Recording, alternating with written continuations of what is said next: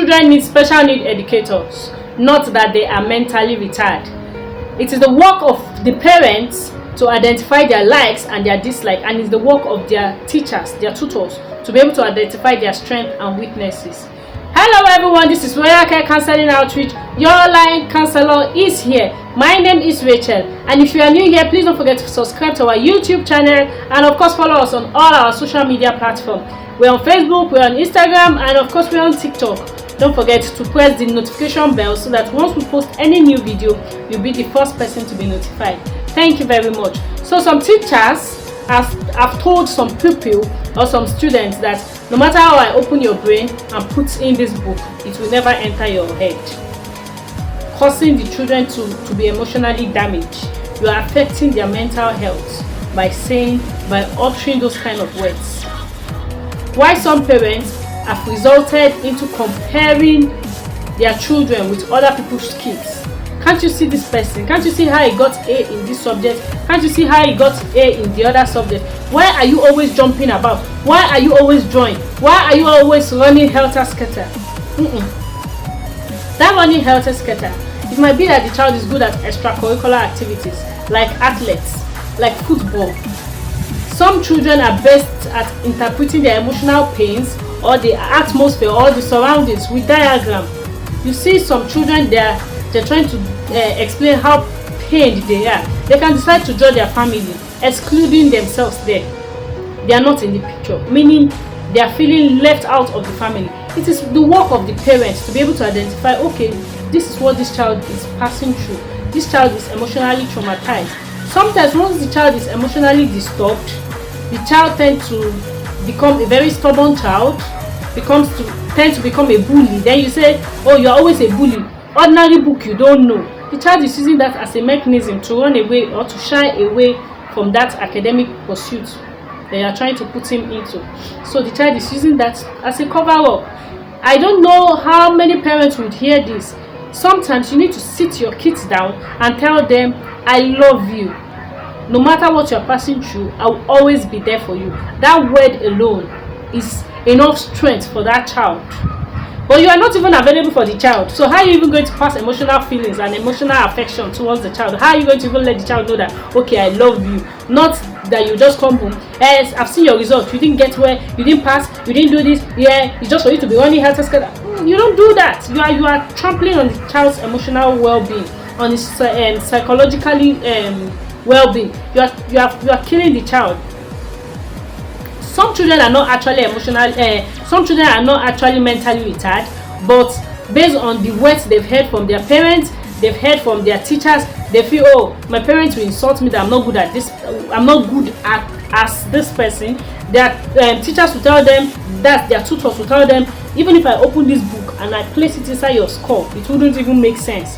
So my parents is insulting me. On the other hand, my teachers are telling me no matter how I try, I wouldn't still get it. So what's the point?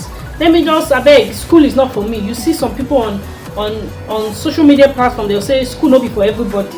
They believe school is not for them. Some of them have been emotionally damaged. They've been psychologically finished from childhood. So they grew up with that perception that it's not for them. Some children are not good at academic work, but they are good at crafting, other extracurricular activities. That's why I said parents play the essential role here and tutors play the essential role here. It is the work of the parent to identify, my child likes this, my child likes that. It is the work of the tutor, the teachers, to identify, okay, this child is good at this subject, this child doesn't really like academic work, he likes extracurricular work. It is the work of the teacher to identify that. And God bless the school if there is a school counselor, because some schools don't have school counselor. With that, the school counselor is going to be able to guide that child, because the school counselor will be able to communicate with the parents. Okay, what do you notice your child is good at, and what do you notice your child is not good at? Then the counselor will be able to say, okay, academically, this is where the child is lacking, this is the child's strength, this is the child's weaknesses. They will be able to guide that child academically. They will be able to help the child to make an informed and healthy decision about his life situation, and that will help the child in helping him boost out his strengths and weaknesses. It will help him to strive high in the society. When you notice that, okay, this child, some children, once they are about writing letters, they see letters upside down. Some children sees it backward, in a backward form. Some children sees it in a backward form. It is the work of the counselor to refer the child or to refer the parents to a special needs tutor, a special needs teacher.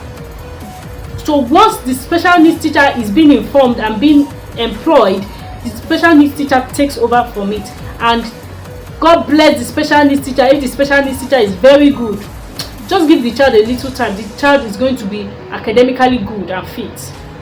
But once you just realize that this child is not meeting up with his peer, because some children are slow learners, some children are very fast learners, some are average learners. So once you come in contact with the slow learners, you just feel this one is wasting my time. This one, no matter what I do, this child will not learn. You don't understand that this child is just a slow learner. Not that he doesn't know anything, not that he's just retarded. No, he's just a slow learner. It is the work of the parents and the tutors and the counselor to be able to identify a child. You don't just sit down and classify a child as a retarded child. It's a mistake on the part of the parents, the teachers, and the school counselor to just conclude that a child is retarded. I as an individual, I don't believe any child is retarded. There's something, somewhere the child is good at. The child is good at something. If the child is not good at some curricular activities, the child is good at some extracurricular activities. It is left for the teacher or the counselor to be able to interpret the child's well-being, to be able to interpret where the child needs help, where the child doesn't need help. So today we are going to come to the end of today's counseling outreach. Please don't forget to always book us for any of your counseling sections. We're available for individual counseling and group counseling, of course. So I still remember Care Counselling Outreach, and my name still remains Rachel. Bye bye.